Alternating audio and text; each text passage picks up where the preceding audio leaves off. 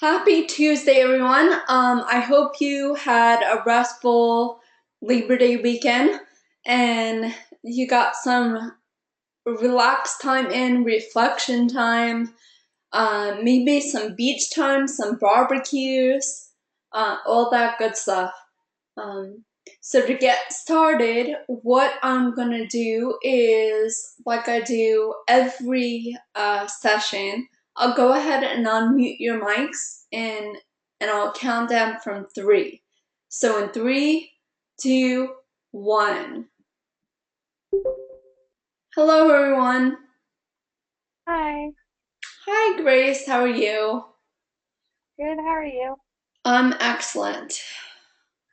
I see a message. Kara says trying to attend live, currently at doctor's. No worries, Kara. I hope that everything's okay and works out well. Thank you for joining us. I appreciate it. Okay, so we had this long weekend, which I hope you guys did take advantage of. At least yesterday, took advantage of completely having a day off and giving yourself some time to breathe a little bit. The first week is an adjustment. It's getting used to this new platform and the pace that Full Sail goes at, especially being in a class only for 4 weeks, and it goes by so quickly. It's amazing how quickly it goes.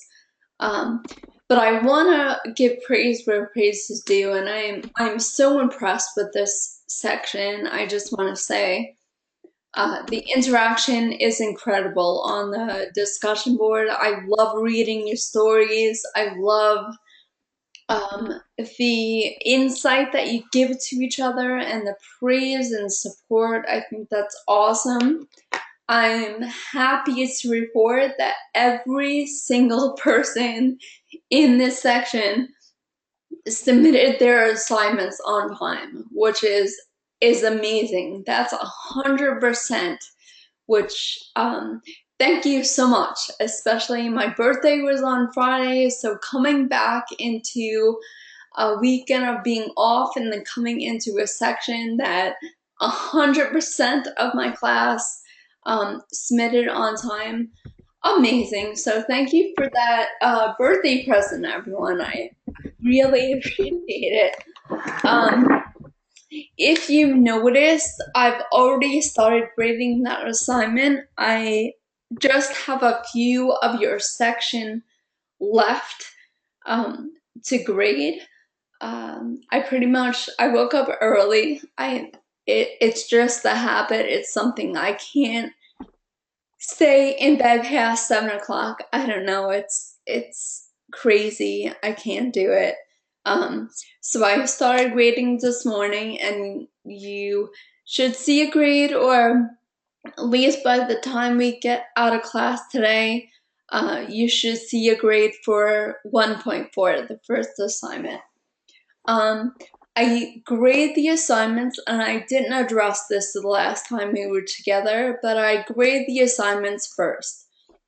They're heavily weighted.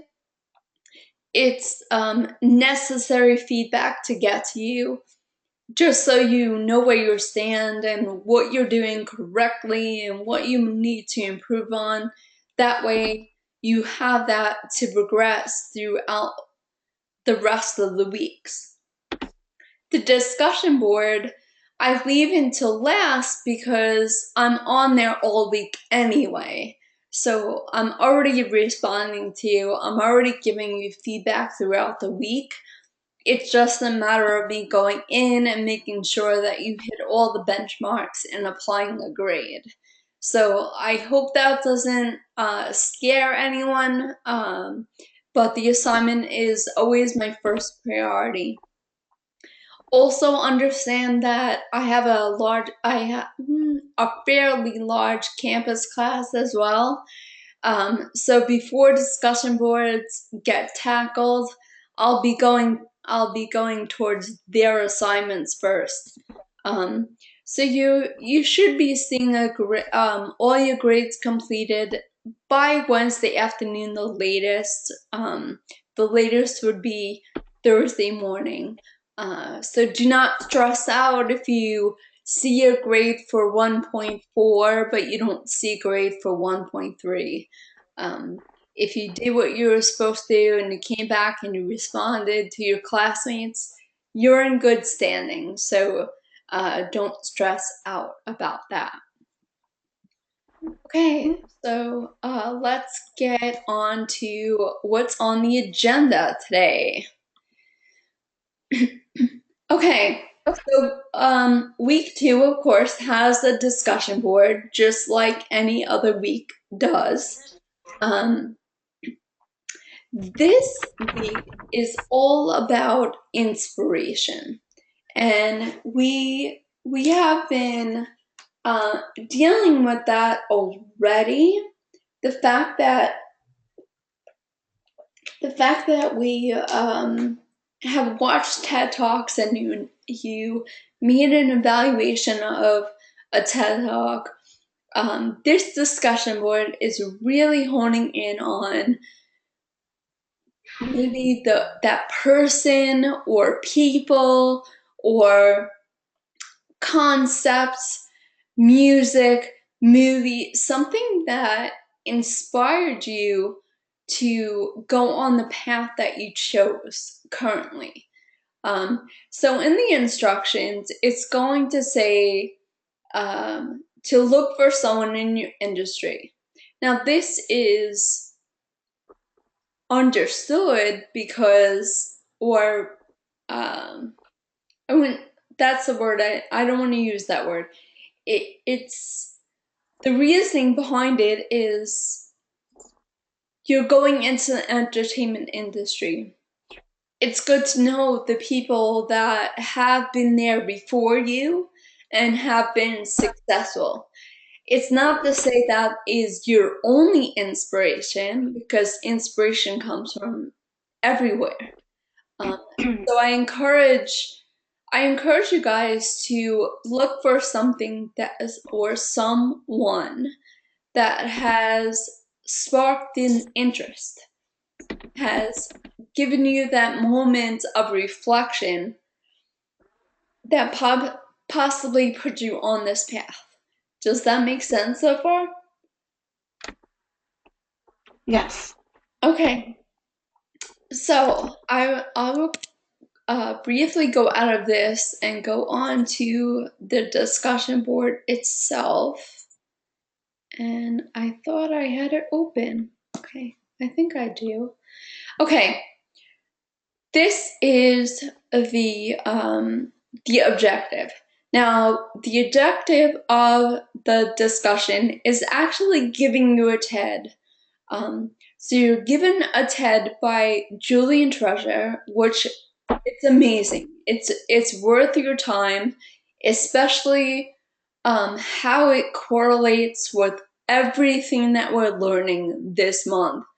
He talks about the HAIL method, which is an acronym for honesty, authenticity, integrity, and love. And it talks about what, as a speaker, what you should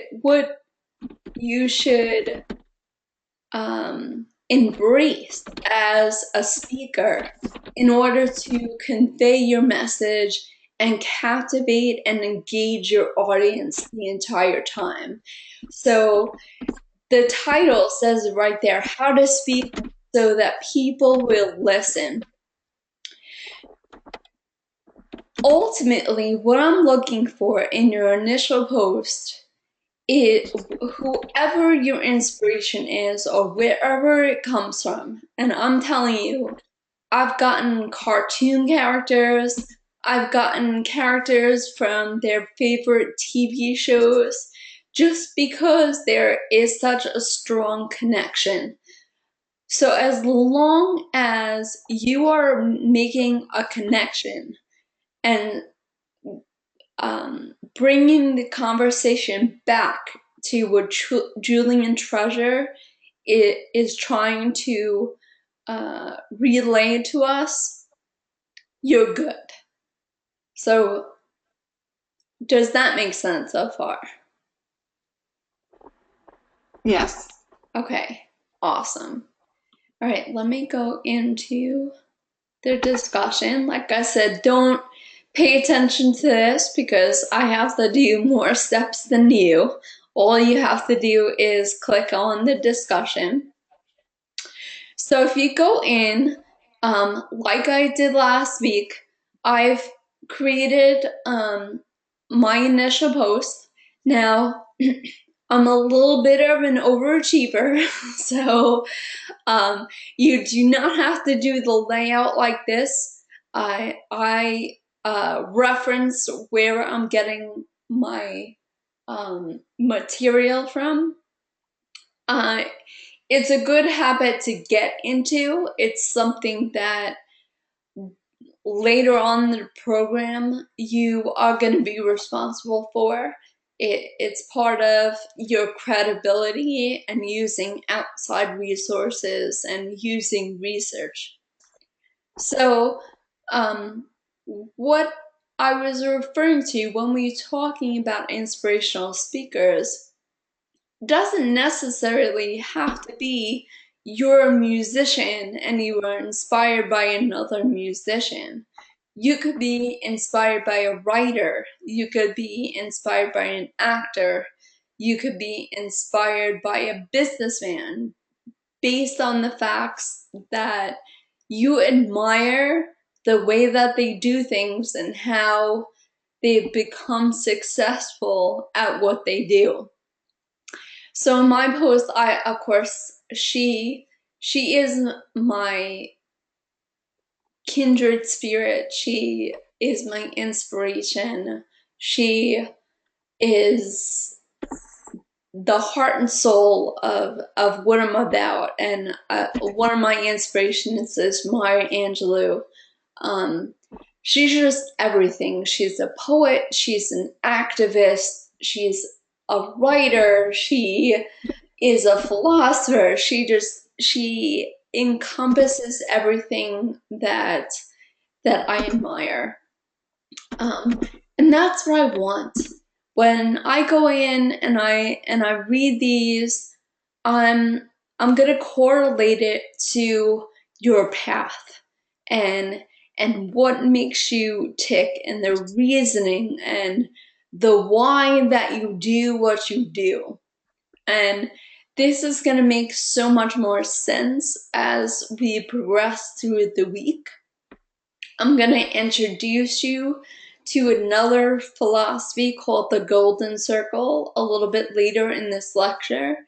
And using all of these methods is going to help you find your way and find your purpose, and you'll be able to hear your message. You'll be able to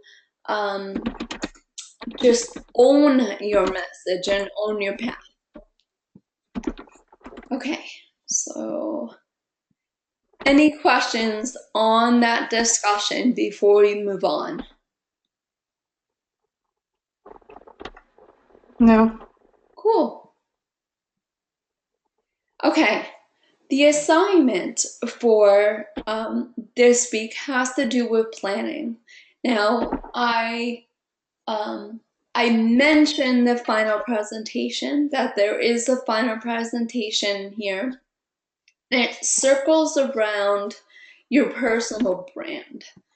And we're going to have a discussion on personal branding. I also shared in the email that I sent and the announcement that I posted on, yesterday. Shame on me for working my day off, but I do. It's a sickness.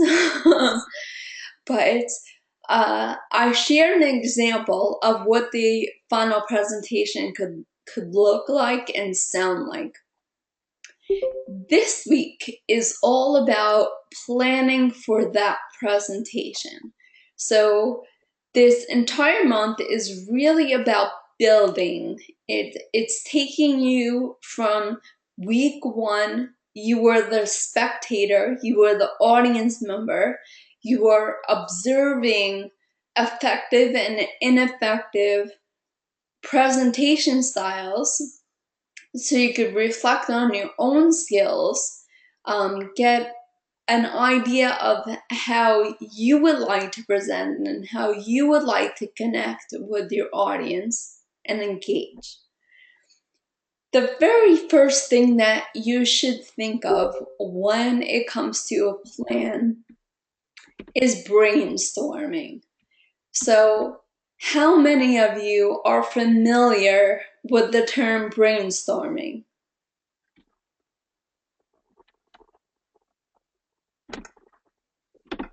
And I'm sure you are. We're just shy this morning. But you could always use the raise your hand button. Remember that little glove with the arrow in the middle of it to raise your hand.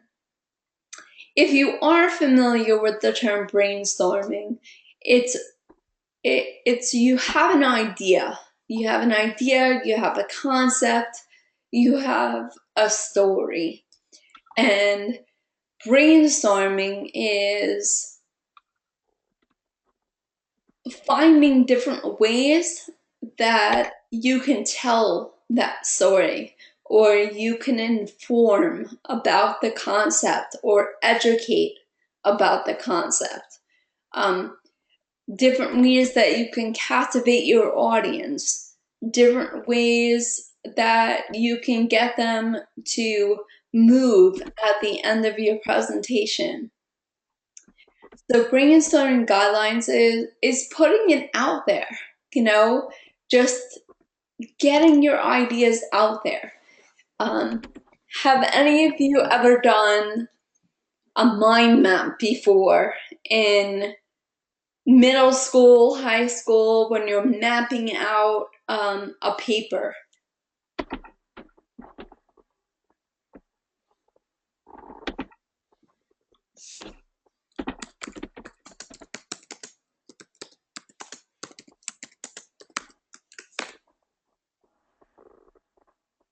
Yes.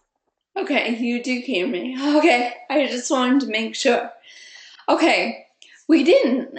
I'm surprised that you didn't. Okay, so mind mapping is really having this concept in the middle.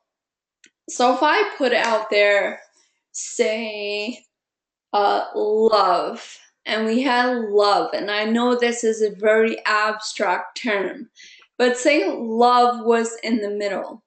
What type of things can branch off of love in order to maybe build a presentation? How many different ways can you branch off of love?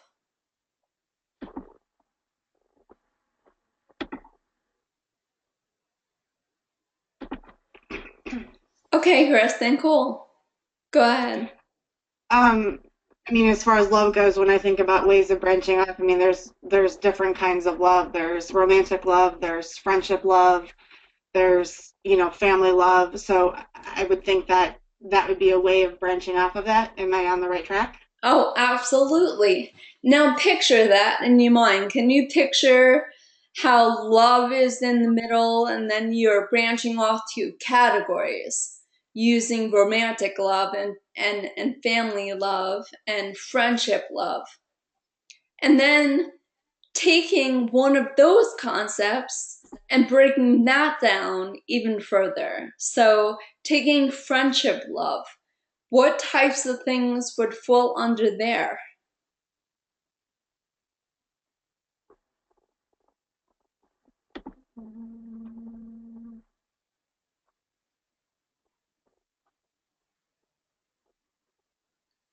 Like, could you, go ahead, Kristen? I guess when I think of friendship love, I mean, everyone has different kinds of friendships. They have their closer friends, they have acquaintances, work friends. So In my mind, that's kind of what I would think when you're branching off of friendship love. There's different levels of friendships. Absolutely. Okay, so now can you see, like, just talking about it, like the big picture of love, then branching off into different kinds of love, and then having subcategories from there? Can you see a direction, a physical direction? Yes. Okay, and that's really what brainstorming is. It's having that essential question. It's having that idea or that concept, and then creating this roadmap of ways to convey that idea. Going back to week 1, where we talked about the audience being your hero, essentially you are planting the seed in their hands so they can go and spread your idea and grow your idea.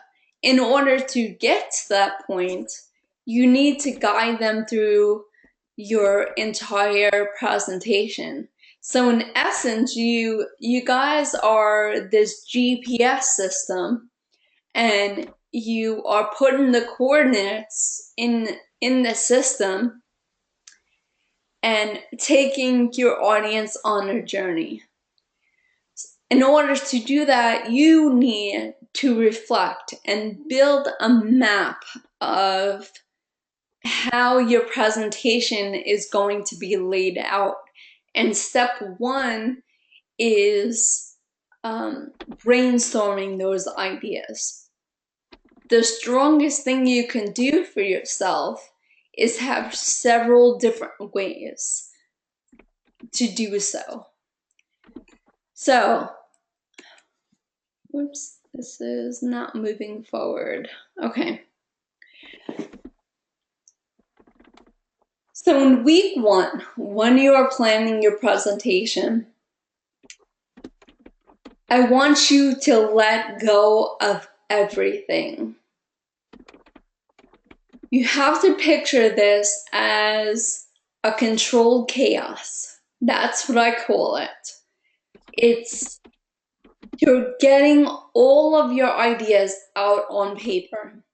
And it's exciting and it's anxiety written at the same time.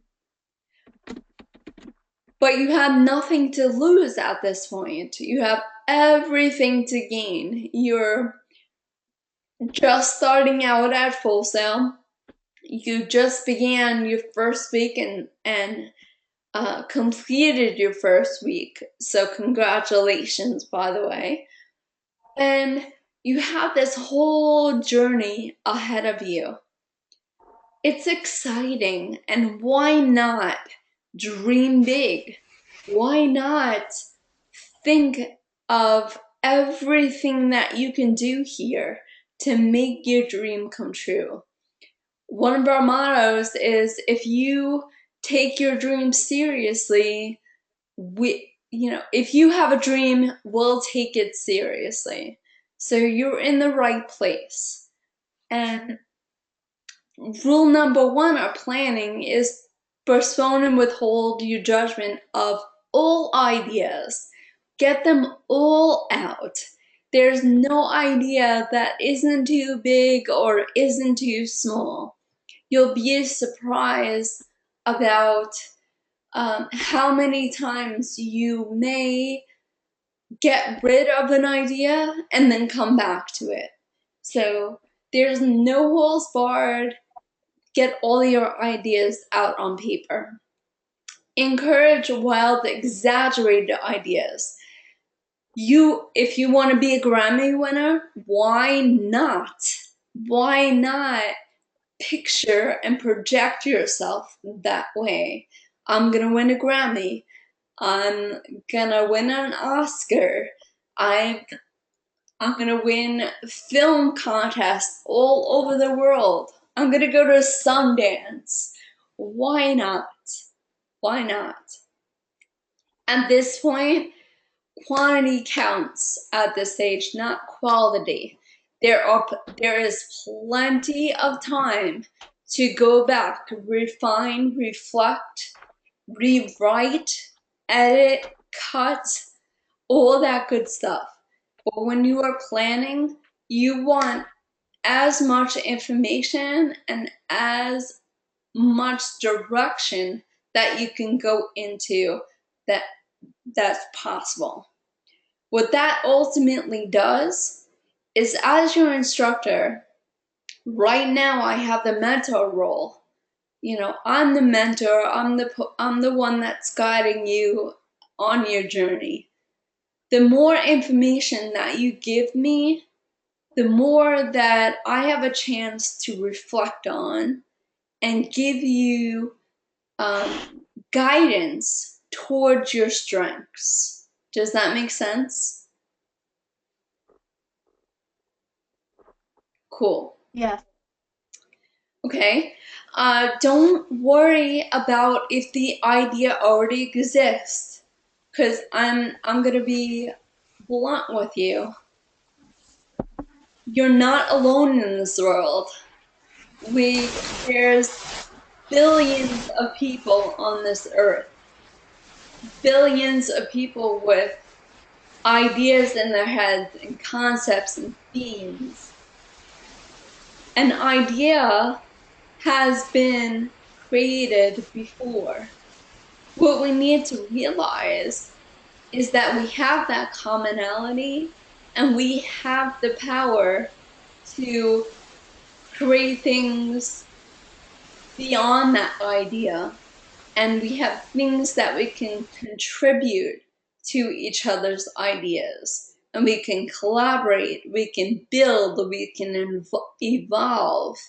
And what a world this would be if we would just let go of that.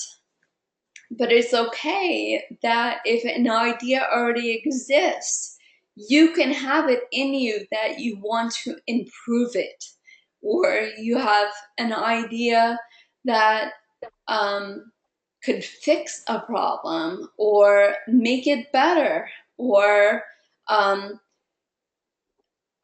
make the people that use it or come across it to a wider audience. You have the possibility to do this. And every idea is worth equally. And I will elaborate on this in a minute. I just go based on my experience, because experience is our knowledge, and that is the knowledge that we have to give to others, is based on our experiences. So I'm a writer, and I have been since I can hold a pencil. That means that I have notebooks and notebooks and notebooks over the years, in boxes, in drawers, wherever, you know, and I'm not talking just notebooks. There's pieces of paper, there's index cards, it's a mess. However, we all have those moments where it's a rainy day and there's nothing to do but to go through maybe old pictures or things, you know, old books. And I like to go through my notebooks.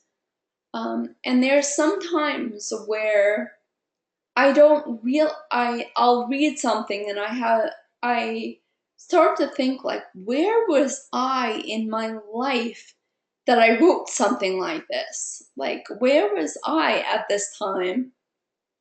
And sometimes it's one line, or maybe a stanza, or maybe a paragraph, or maybe even a character that I take from what I wrote 5 years ago, and then it turns into something even greater, or a bigger story, or different.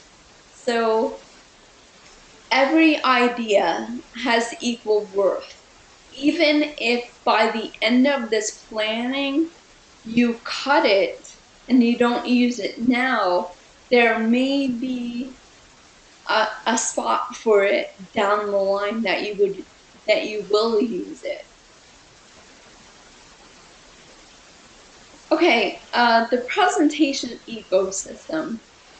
And by the way, this is stuff that you're gonna be reading this week, or if you haven't come across it yet, you will. And the three-legged stool is message, visual, story, and delivery. That's your pillars of a presentation. So your message, of course, the most important is your audience. Really, without your audience, you don't have anything for your idea to stick to. If you don't have an audience, if you don't captivate your audience, if you don't connect with your audience, your idea doesn't spread. It may leave your mouth, but it will just be transferred in the breath of your voice. Without an audience, it doesn't continue. So your audience, you need to understand who your audience is and talk directly to them. Make them feel like they're a part of your presentation. Make them feel like they're active participants. Knowing your audience is going to give you as the presenter a direction, especially at the planning stage. If you know who you're going to be catering this presentation to, the direction and the flow of your presentation is going to be that much stronger. And I'm getting a little bit of feedback, so I'm going to mute your mics for now. Okay. If you guys have any questions, of course you could raise your hand by using that button. Okay. Sorry, it's gonna go back. Okay, and then you have ideation. Ideation is the brainstorming leg. What we were talking about in the beginning of this session. This is getting your sticky notes out and just making your categories. You know, going back to week 1, we talked about the foundation of a good presentation. The foundation of a good story is having a beginning, middle, and end. So if you guys start from there and you have a sticky note that says beginning, middle, and end, that's the beginning. That's your foundation of how your presentation should go. It's your story arc. And then you could start filling in what will complement and what will make those areas of your presentation definitive enough for your audience to follow you. Then you go from the ideation, you go from the brainstorming to the writing. So now you have, say you have your layout, you have your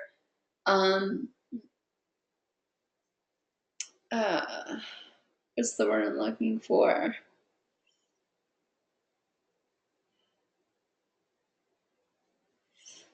It's not objective, but I'll get back to it. You have your foundations, you have your categories. Now you're focusing on detail. Okay, what am I going to do for my beginning? How am I going to get my audience to feel? So, I equate this with the first discussion board post. At the end, I said, remember, get them to feel, get them to think, and get them to remember. So you're answering what those categories are by writing it out. And my suggestion is that you have several different ways to go into creating a beginning. There's several different ways that you can go about it. There's several different ways that you can conclude your presentation. There's several different ways that you can illustrate your skill or illustrate your story, or those adjectives that you use to describe yourself. Well, how are you dedicated? How are you motivated? How are you passionate? It's one thing to say it, it's another thing to illustrate it. So the ideation would be writing passion on a sticky note, giving you an idea or a mental note that I want to talk about passion. The writing is illustrating how you are passionate. Make sense?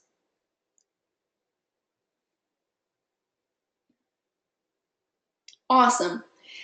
And as you can see, on all legs of the stool, they all end on critique. Now, I don't really agree with that word. It's a word that is used in Resonate, and it's used in if you look at presentation skills. I like the word reflect. So in all legs of this stool, there should be moments of reflection. There should be moments where you are taking yourself outside of the assignment, outside of the planning, and you're reflecting back. And you're looking at your notes and you're absorbing the process. You're also allowing for another set of eyes to look at it. This is going to give you insight. It's going to allow you to kind of tap into a prospective audience. Well, am I illustrating these concepts enough that the person next to me understands them? I understand them. This is my message. This is my story. I've done the research, but is someone else going to understand what I'm trying to convey? So the reflection part, in my mind, is the most important. And of course, I've learned this from experience. Believe me, I was that person like, why do I have to plan this out? Why can't I just start building my presentation? It's amazing the difference that I found on my own journey when I took the time to reflect, and I took the time to weigh my options and look at everything, look at the whole picture, and allow myself to get feedback. It's so important. The visual story, that doesn't necessarily mean images, although you are going to be reading about design in Slideology this week.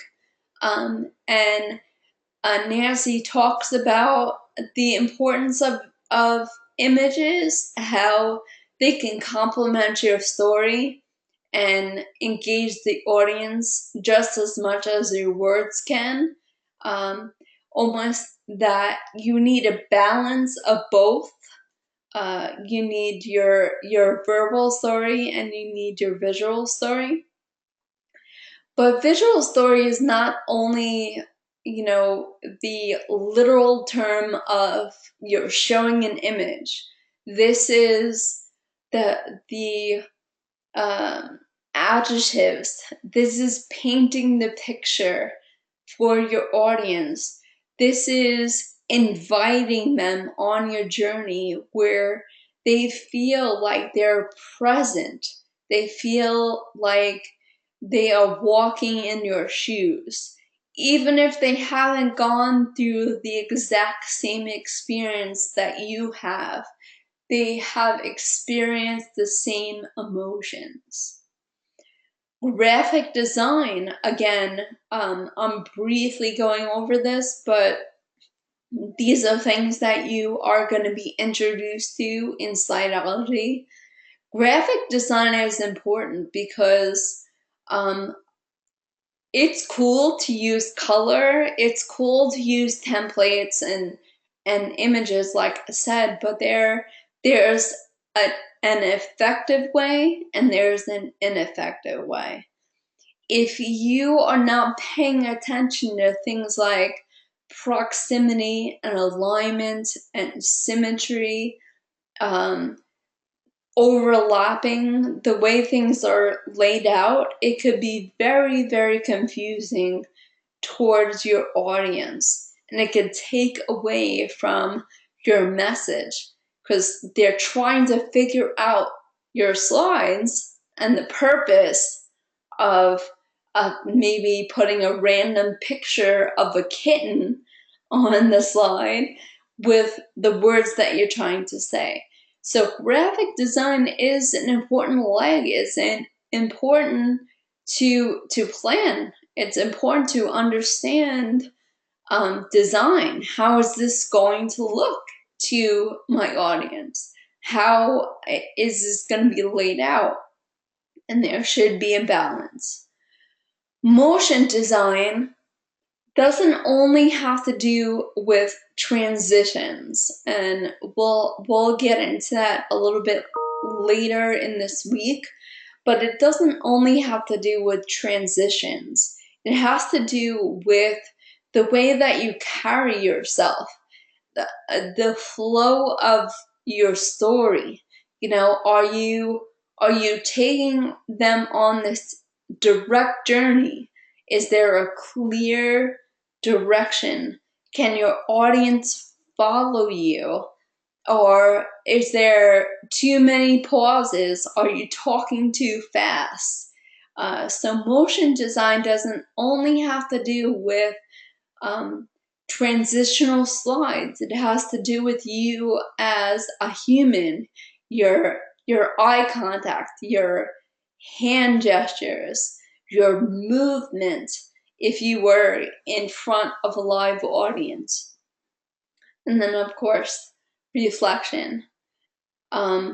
Delivery, again, the way that you're connecting to the audience. Are you present, or do you have your back towards your audience? Are you standing still? Are you using the podium as a crutch? Or are you out in the audience, making that eye contact with them? Web or devices, this might seem minuscule when it comes to the whole scheme of things in planning a presentation, but you need to know your equipment. How will you play a song from your SoundCloud if you don't have speakers, if you don't have an auxiliary cable, if you don't have your smartphone with you that you have the soundbite in? So it's extremely important to understand what you need in order to pull off this presentation. Paper is kind of a unique leg of presentation.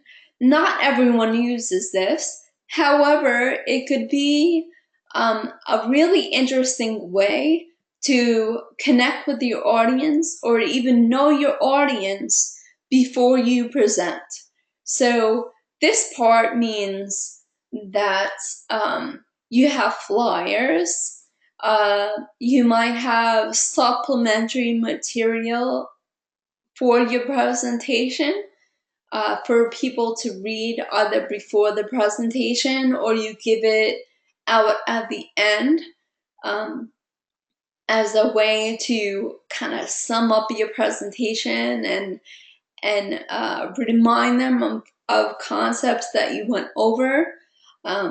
This could be a business card that you hand out that has all your information, like social media networks, email address, phone number, So paper could be a very interesting part to a presentation, a way to complement or a way to invite people to contact you even after your presentation is over.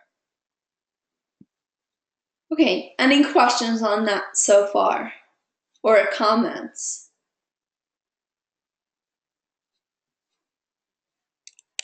And it's hard to see. Okay.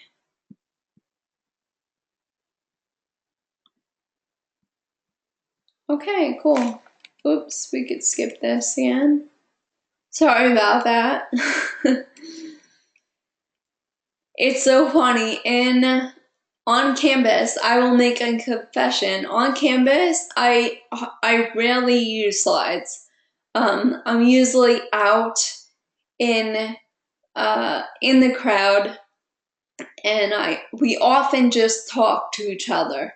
I rarely use slides, but again, you need a balance. Nancy says you need a balance, so I'm gonna go with it. Okay, you have to plan for a star moment. Now, just because when you say star moment, it is singular.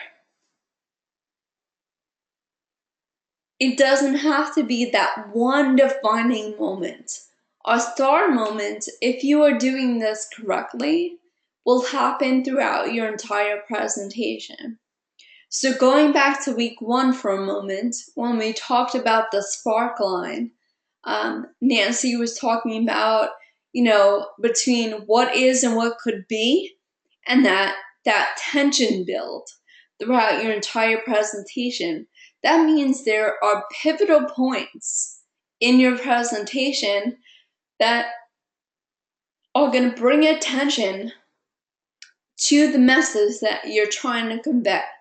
So this could be anecdotal, this could be a prop, it could be something that you repeat for emphasis. It could be several different things, and there are 5 basic types of star moments. The first one being a memorable dramatization. So something that is you watch and it leaves you with the feels, if that makes any sense. It just it captivates your attention and it stays in your mind. And all 5 of these are something, of course, star moments are meant to make you remember. So we have repeatable sound bites. Repeatable sound bites. There's one TED Talk that I'm going to introduce today by Simon Sinek, and he repeats throughout the presentation, not to the point where it's annoying, because there are those out there. There's several commercials out there that are extremely annoying with using repeatable sound bites. But of course, they're effective because it stays in your head all day. However, Simon Sinek does this in a way where it's threaded throughout the entire presentation. He makes a connection back to it throughout the different pikes in or the pivotal moments throughout the presentation. And I will give you an example of that in a moment. Evocative visuals. Now, these are images that are intense. And intense doesn't have to be graphic. It doesn't have to contain blood or, devastation. This could also be of hope and epiphany, inspiration. So it could be something that is just enhances what you are saying. It gives your audience a visual to connect with it on an emotional level far beyond the literal. Does that make sense?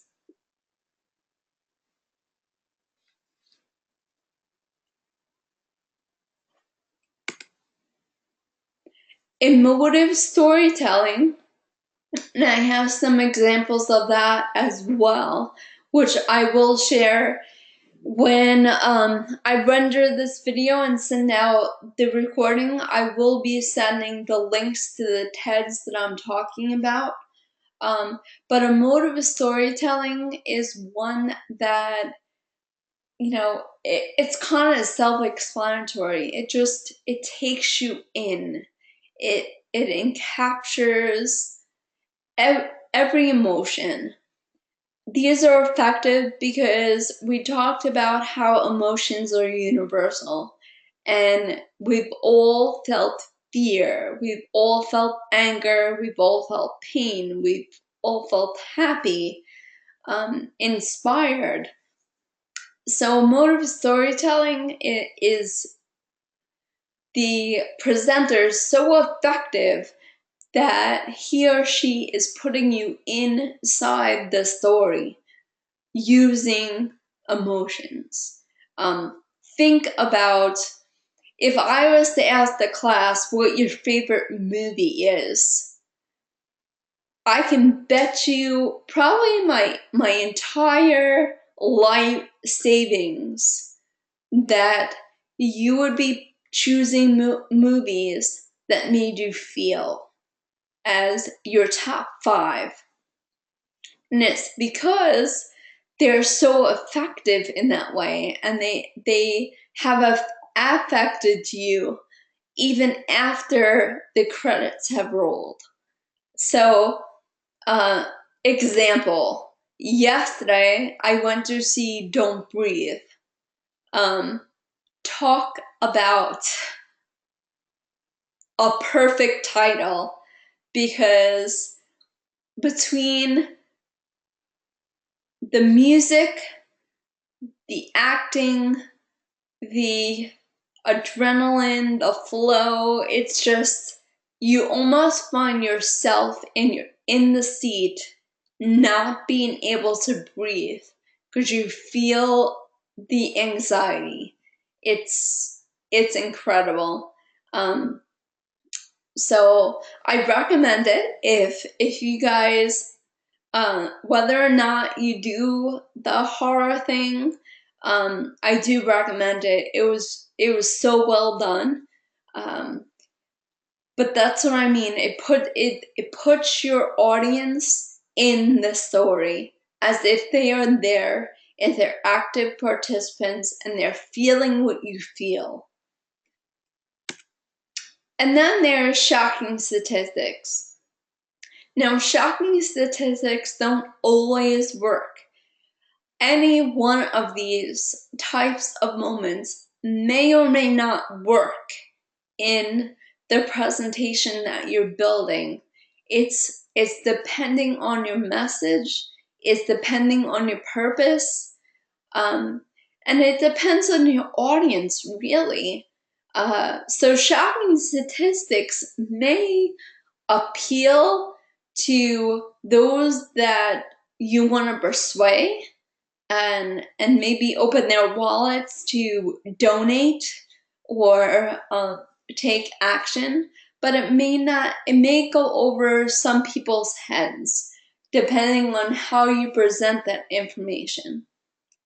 Okay, any questions on the 5 types of star moments?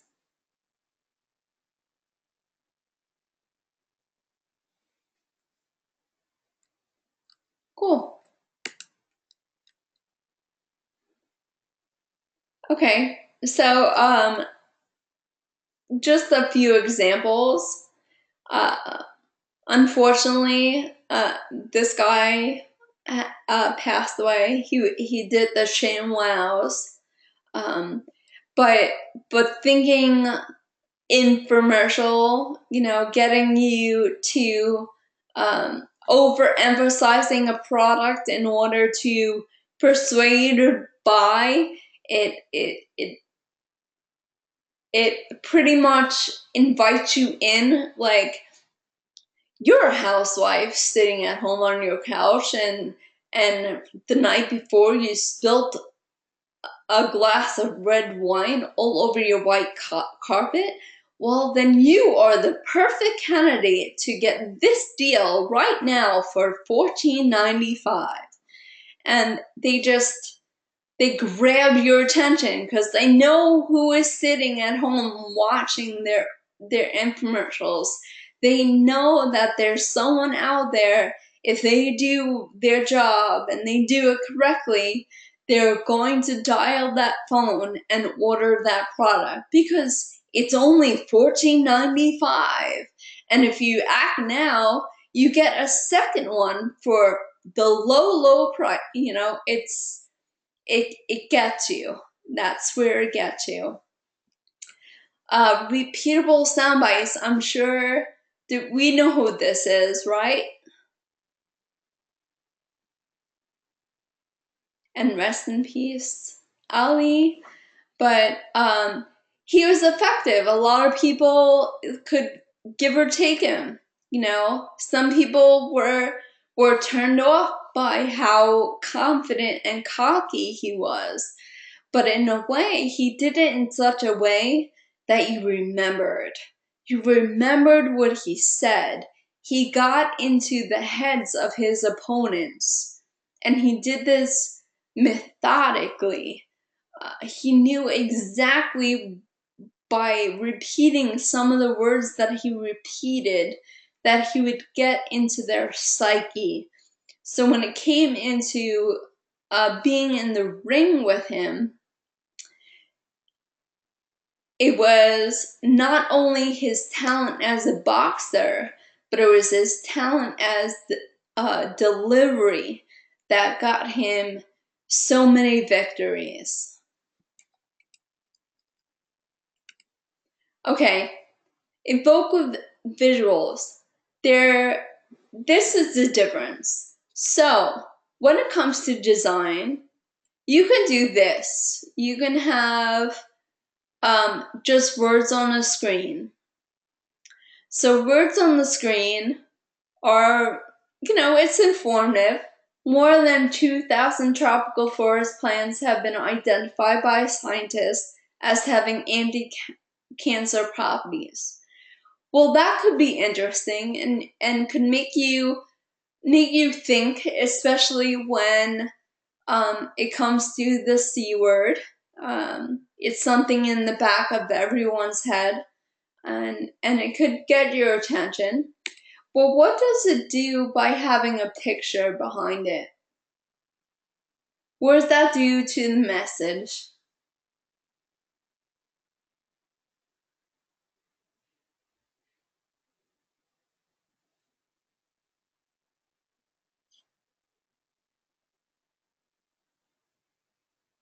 Would anyone like to give it a shot? Okay, Grace. Let me Unfortunately, I have to get out of it.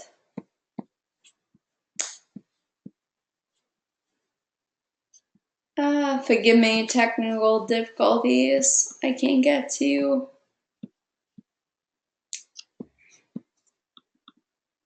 Goodness.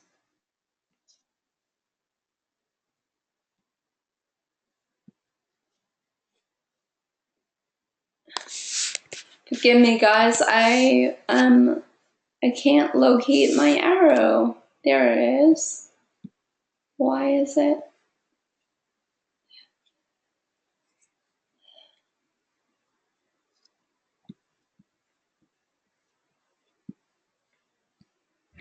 Okay, Grace, I'm having trouble getting my arrow to unmute you.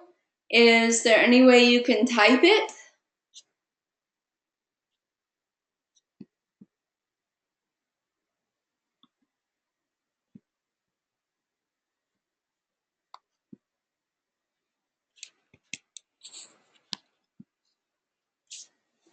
I need to get this back or I'm not going to get our...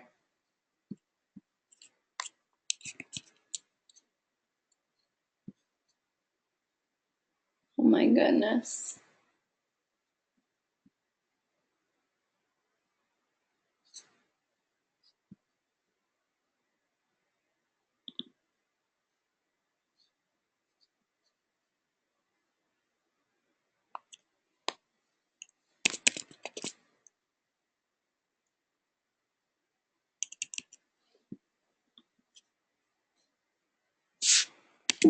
I'm sorry, guys. I don't know what's going on.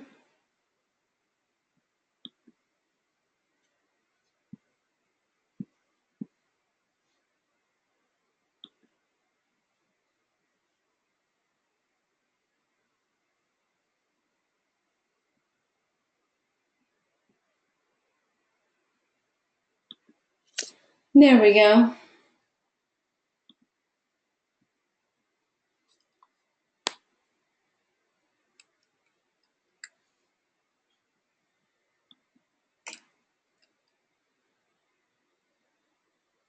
Okay, so Grace, and I apologize for those that are going to watch this recording at home.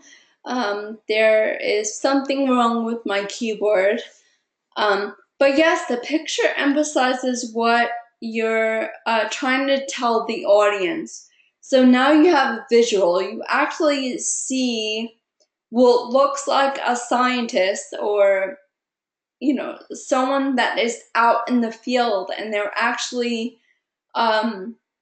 taking samples. So in a way, it's showing action, you know, like these are words, awesome, but it's showing action. The next image is a little bit different, you know, and unfortunately it's showing my my notes, but in a way this gives a negative connotation because it looks like, you know, in the name of science, now all these plants are being shot down, you know, for experiments. So an image can really change the meaning of words on a screen, and they could change the meaning of what you say as the presenter with the story that you tell. So when you read Slideology this week, you are going to find out what Nancy, the strategies that Nancy provides. And in Thursday's lecture, I'll have some examples of good use versus bad use of images. If you don't know who this is, it's George Takei. He is of Star Trek fame. He is an actor. He's an advocate. He's a writer. He Yes, I love him too, Grace. I will share the link to this talk. Reason why I'm in love with this talk, and it's a great example of emotive storytelling, is that he takes you through several stories of his life, and you feel like you're a part of the presentation. You reflect on who you are and the things that you find important or detrimental. He makes you reflect. If there is anyone on this earth that is questioning the blessings that we have as American citizens, they need to watch this TED. He has been oppressed and stifled and had prejudice in more than one way. And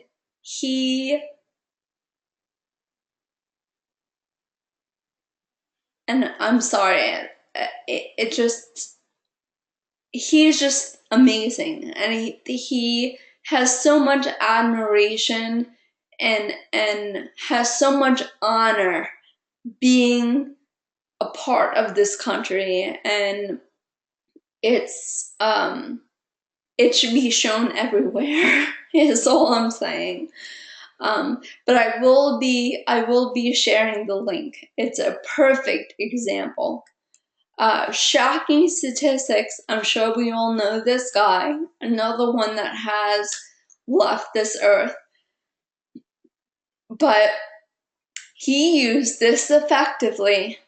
He persuaded the world that Apple is the product to have, anything Apple. Now, of course, there are those that oppose. Of course, there's always going to be. But he was highly effective in what he did, and got everyone to go out and get it. He has a following that is unfathomable, so much so that some products are not even out yet and people are lined up to get them. So he's done his job. He's done his job effectively in persuading the universe to follow him and trust, support, and buy his products. Okay, 5 pieces of our presentation. This is actually a review of chapter 12. And what,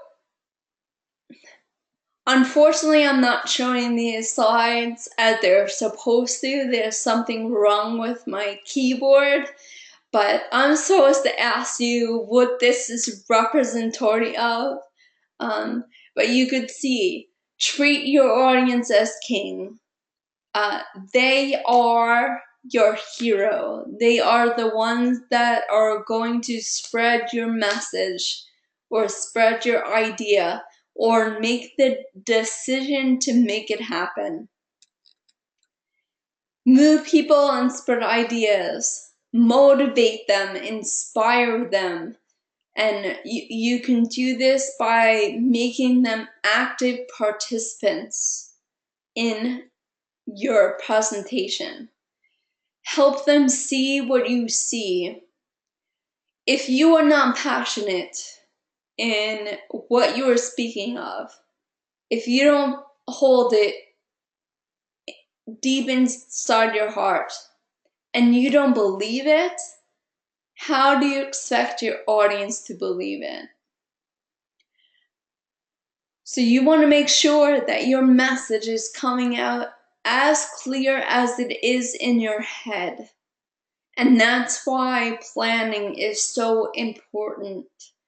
It's so easy for us to get wrapped up in the idea and fleshing it out and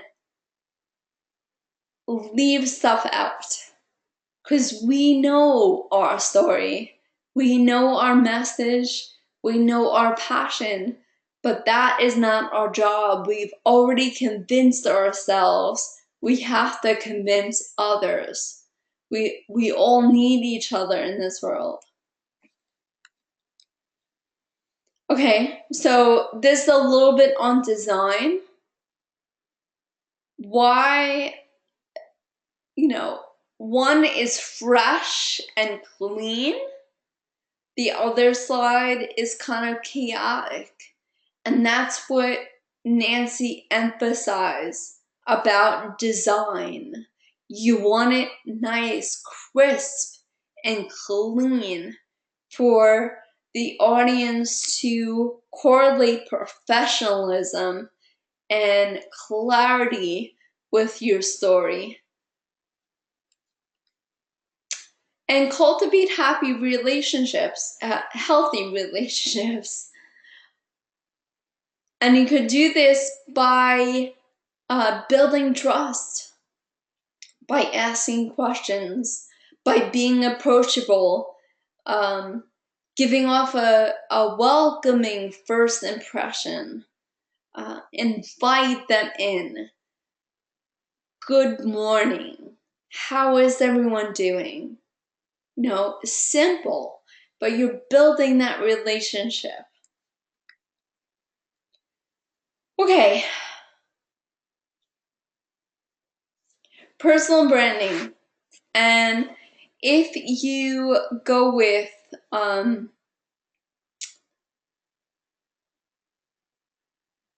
the title of the final presentation is personal branding.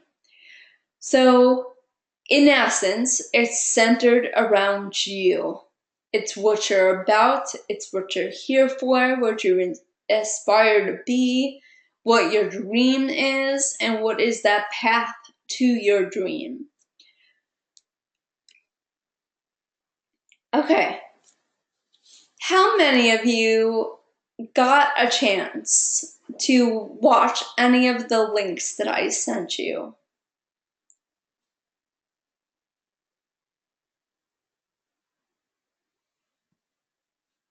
And I can't see the raise your hands. Oh my goodness, this is unfortunate.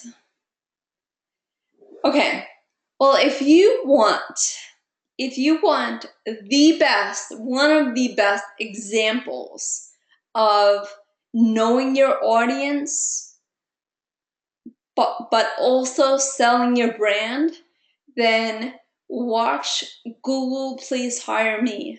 And I put this, I shared this in the email and the announcement that I sent to you yesterday. He knows his audience. He knows who he's speaking to. He knows what they're about. So while we're on this topic, this is one of the choices for the final presentation. And this is something that you should keep in mind when you are planning your presentation. So one of the first choices that I give to my students, and this is beyond the instructions, it's because I feel like you need to be challenged. I want you to develop something that you're going to be proud of, something that is going to evolve with you as you progress through this program, something that you want to go back to and you want to enhance and refine and edit and evolve. That when you get into your portfolio classes, you have a piece to make and polish. So, the first choice is a hire me situation. And of course, I explained this in an email as well, but is a hire me situation. So in a hire me situation, you are selling yourself to a company of your choice. There's a reason why you came to Full Sail. And some people, of course, they want their own production company, they want their own record label. But there are those that are in love with Pixar, in love with Apple, in love with Lionsgate, or Naughty Dog. You know, there's tons of successful companies out there that sparked your interest and made you want to aspire to do what you're doing. So in a hire me situation, you have the advantage because in the instructions, it's asking you to think of yourself as a Full Sail graduate already. So you'll be speaking as the future you. Now I know that intimidates a lot of people and gives anxiety, but it does not have to. What it should do is make you excited. On Full Sail, www.fullsail.com, where you went to find out information about the college and about the degrees that you want to go into. I encourage you, and this is for every single choice, I encourage you to go there and look up your degree and look at the classes that you are going to encounter throughout your entire program here. And I wanted to excite you. You made a choice to embark on this amazing journey. And if you take a hold of all the potential and everything that is at your fingertips, you'll find that you can absorb so much skill and gain so much experience and knowledge that by the time that you graduate, you will have those skills and you will be able to speak as if you can do whatever you set out to do. One of the assignments that I had when I went through the program was to write out our path throughout the program and look at our classes and choose things that we would actively do once we got into that class, whether we were gonna do a Linda tutorial or we were gonna submit something that we created to a contest or go to a seminar, you know, all these different things. What excited me is that, brief story, I played The Last of Us by Naughty Dog, and it changed my life. As a writer, looking how immersive this story was and how the prologue ripped out my heart and stomped all over it, but got me to play the entire thing, not once, not twice, but 3 times so far. And I'll probably go back for a 4th. It made me realize that I could find a place as a writer in gaming that I had no idea that I could even be a candidate for that. So I'm looking at my journey and it's my 8th class, I believe, was called Writing for Games. And I could not believe that I was going to write a gaming Bible for an idea for a game. And I had to come up with the characters and the story. And I could not believe that. And it excited me.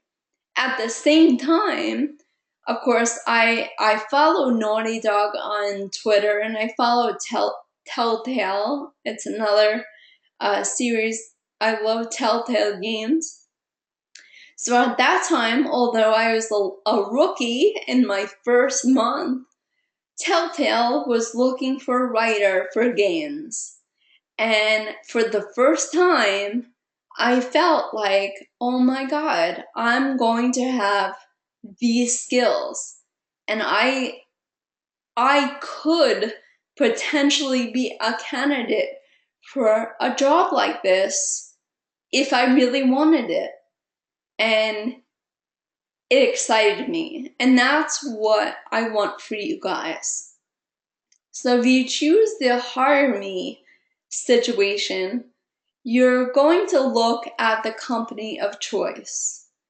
That company could be whatever you want. It could be an independent company. It could be an empire like Disney. It could be a badass gaming company like Naughty Dog. But what you need to do is research. You need to know what their brand is, what they're all about, what their philosophy is, what their mission statement is, and get excited about the skills you will obtain at Full Sail in order to get there. Look at their career page. Look at the potential that you have as a graduate and what jobs that you can actively look for when you get out of here. Does that make sense so far? Cool. Okay, the other one that I shared with you is actually a graduate from Full Sail University, and she does kind of like a video resume type of thing. It's kind of cool because it shows her personality, it goes through her skills, it goes through the potential of what she has to offer to a company. Both of these, they know their audience, they know who they're speaking to, and that's so important. It's so important to identify your audience. Remember that.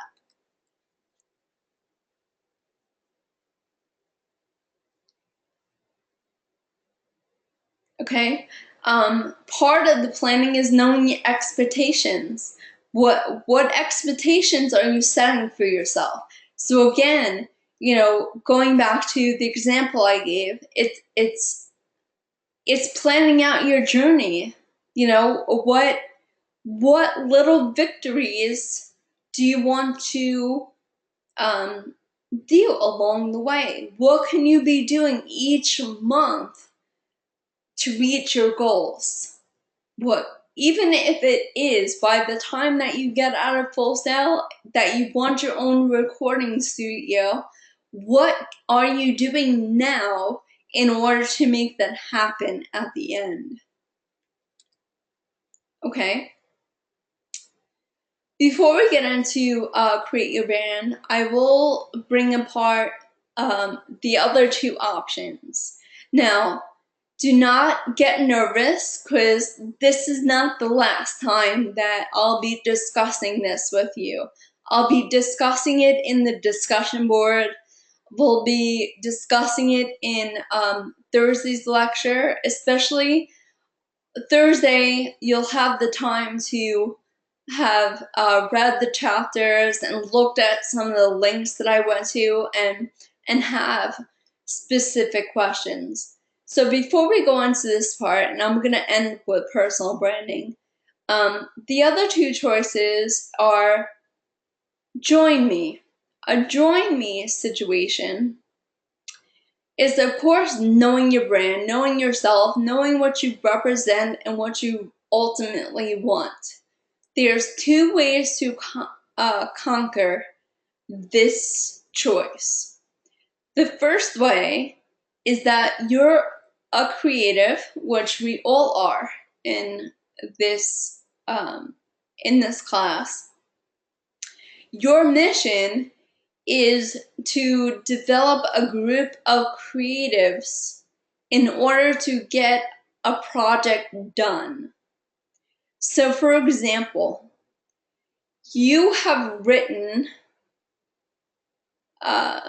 say you've written a novel and you're the writer, but you've never written a script in your life. You don't know the first thing about filming. You are not a musician, so you can't write the score. However, you think that this novel would be an awesome film. So you need others to make that happen. You're the writer, but you've never written a script, so you need a script person. You need a film maker, you need an editor, you need a sound guy. So, for example, you need a team of people, of creatives to make this happen. Now, for this assignment, you're persuading those people to join you for your team. So you're not just talking to a film guy, you're talking to creatives. That means your idea is developed and you're sharing your direction and your vision, and you need their help. Does that make sense?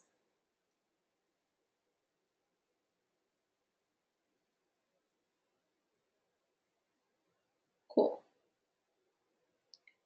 So that's one way. The other way that you can approach a join me situation is that you have a cause. You have something in your heart of hearts that you want to develop and campaign. Now, there's a difference about bringing awareness to a situation and bringing about solutions or movement.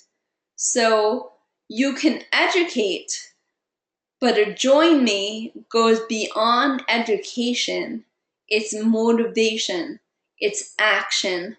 So you could bring about awareness, but you are motivating the people to either join you in the cause against whatever it is, or in creating something of whatever it is, or you're motivating them to build in their own communities and make their own movement. Does that make sense?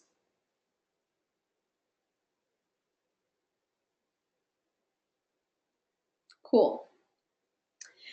And the last one, and this is, I'm speaking to those that are like, I'm gonna own my own production company, I'm gonna own my own record company, I am gonna have my own studio, I'm creating my own business. That's awesome. And I think it's cool to be an entrepreneur. I'm all for it. However, unless you were born into a family that has millions to give to you in order to create this empire, then, my friends, you need each other and you need investors. And investors only talk one thing, and that's money. So, if you choose to make your presentation centered around getting potential investors, it's called Buy Me. A Buy Me situation is that you are persuading these people, whoever they are, and absolutely identify them, to open up their wallets and write you a check. And why should they do that? Why should they trust you enough to do this? What is their kickback? They're going to want to know that. What do I get from this deal? If I'm giving you this money, what is the return on my investment? That means a business plan needs to kind of be set in place. You are essentially pitching an idea. As we progress in this month, even this week, I have created a slide deck for pitching purposes, and I can share that with you. So there's three choices. There is selling yourself for a company. There is selling yourself to an idea, a movement, or they're selling yourself to investors. Are we clear so far?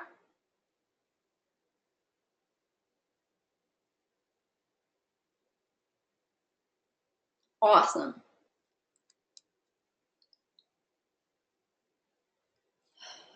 Okay, okay, when it comes to personal branding, know that it goes beyond you.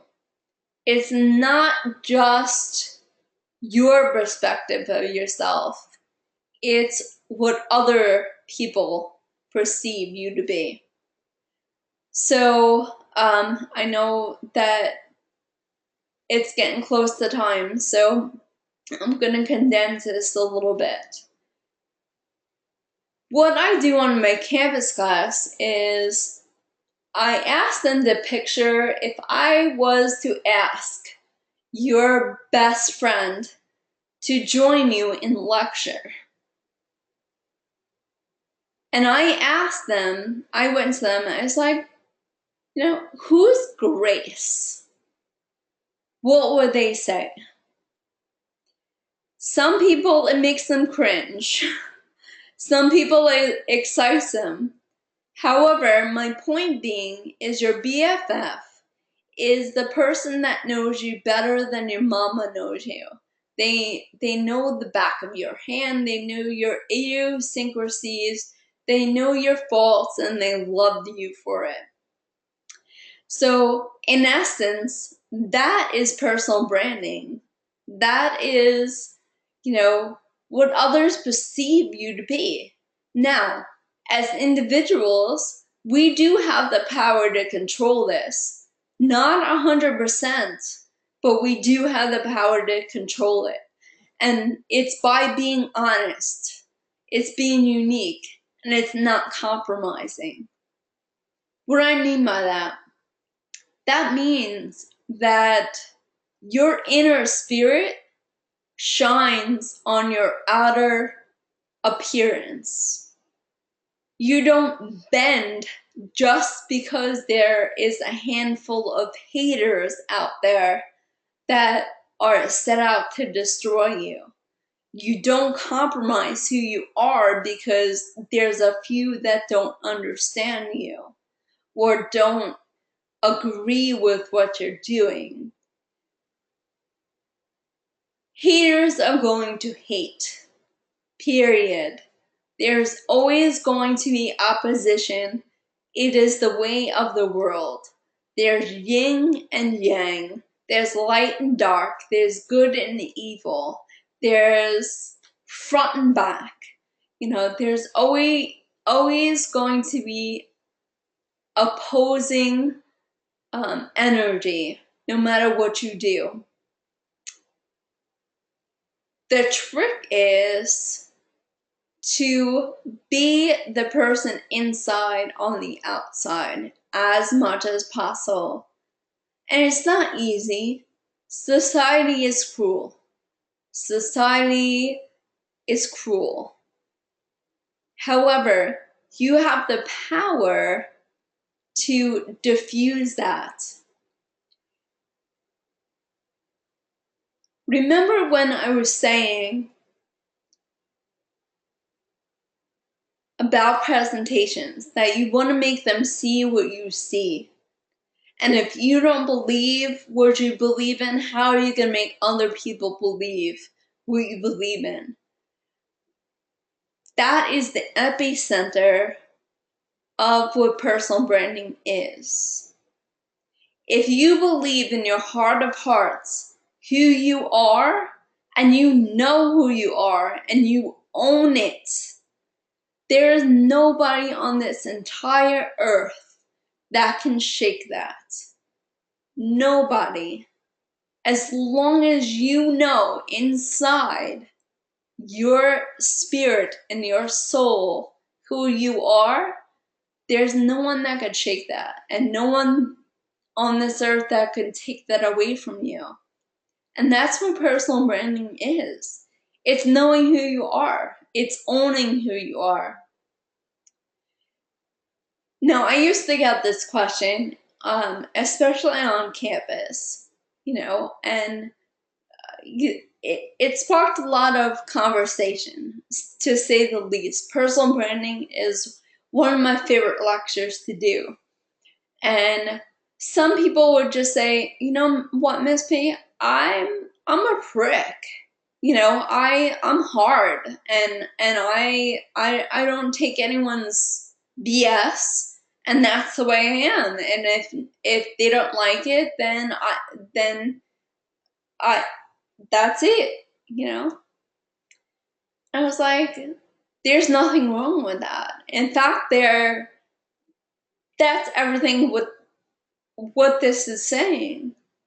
As long as you own it, then it's okay.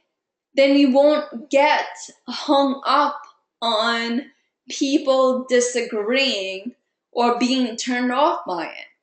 You don't have to surround yourself or work for someone that doesn't accept you for who you are.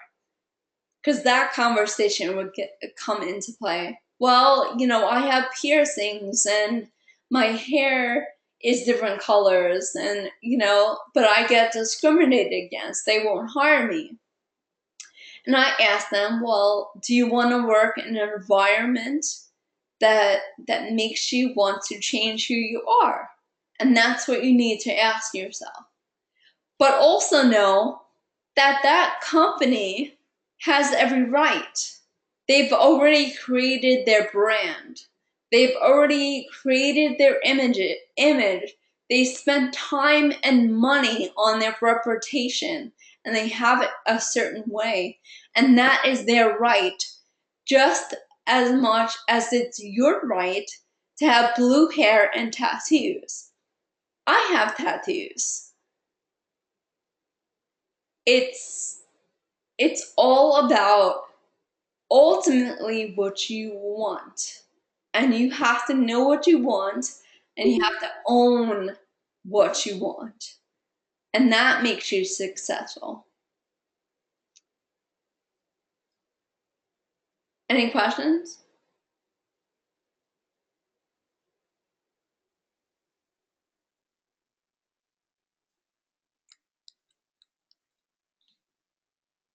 Cool. The other thing I share with personal branding is quickly example. And I make my students picture being in a club, and they see the most beautiful thing from across the room. And of course they get all these butterflies, and they're asking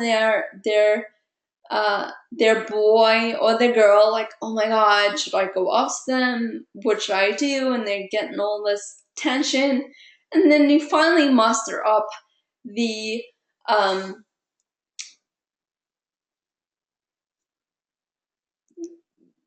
energy, not the energy, you get the confidence to go over there.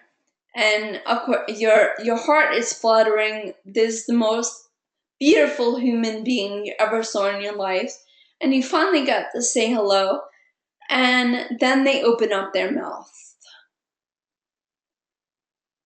And unfortunately, that 10, 11, 12 that was on that hotness scale falls off to like a 3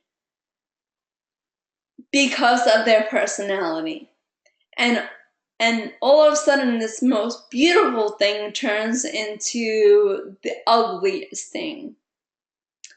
And on the same token, you have this plain Jane or plain John sitting on a bench, and you decide that you're gonna sit and talk, like not really attracted to that person, but then you talk to them and you have this amazing conversation, whether it is 5 minutes or an hour, and then all of a sudden, that plain Jane or John becomes the most beautiful person in the entire world you've ever seen. And that is the power of the inner spirit.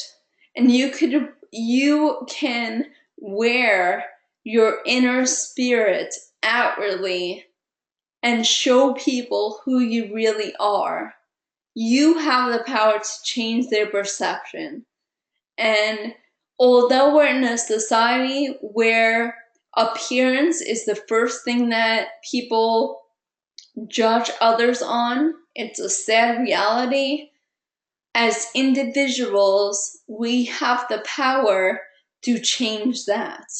And it's all about having inner strength.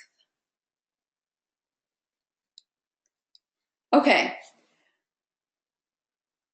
I am going to go over more of this on Thursday, but I wanted to introduce this to you because when it comes to your plans, this is how I'm going to give feedback back to you. I will put it in categories and give you a direction based on this method. Simon Sinek is a motivational speaker. He is brilliant. Just in everything that he does. He has several books out there. He has several TEDs. I recommend if he's very, very smart. So I will be sharing this link with you. Now, he uses a repeatable soundbite, and his repeatable soundbite is, it's not what you do, it's why you do it, is why people buy. And that's what you need to be thinking about when you're planning for your presentation. The why is the core. That's how you're going to get your audience's attention. They want to understand why you do what you do, and why should they care? Why should they care and stay at the presentation? So the why is your core. It's the reasoning. You're on this path. It's the reasoning that you're balancing all this responsibility. It's the reasoning you're going after that dream that you're going after. The how is what I was talking about in the research. It's knowing your degree. It's knowing what potential you have while you're here at Full Sail, and being able to illustrate that fact based on the actions that will occur throughout the entire program. It's looking beyond academics and looking, well, I can go to this open mic, I can intern for this professor, I can be a participant of Hall of Fame, I can go to these seminars. It's looking at everything that you have in front of you and what you can take advantage of starting now. And talk about it with confidence, because you are going to be true to your choices and take advantage of everything that is offered to you. Then the what, that is the call to action. That is your end. That is your call to action. This is what I have to offer to you. This is what I have to offer to you, and this is what I need from you in order to make it happen.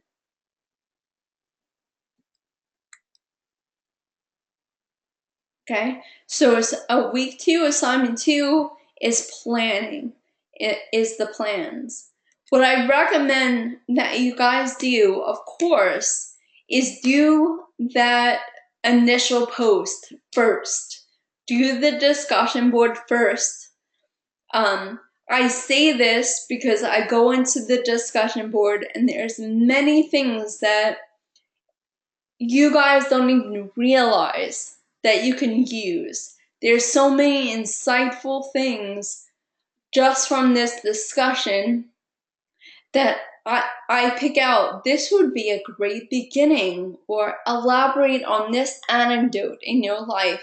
So I recommend that you do the discussion first, the initial post, and it'll give us time to interact with each other and read and get some ideas. So I know that this is a lot of information, and I apologize, especially to those of you at home that are going to watch this back and there was technical difficulties, but it gives you a lesson in presentation and what to plan for. So always have a plan B, and sometimes you have to improvise and adapt.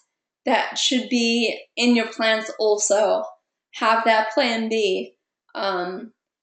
Obstacles will arise and will come up, so have that plan B. Do you ladies have any questions?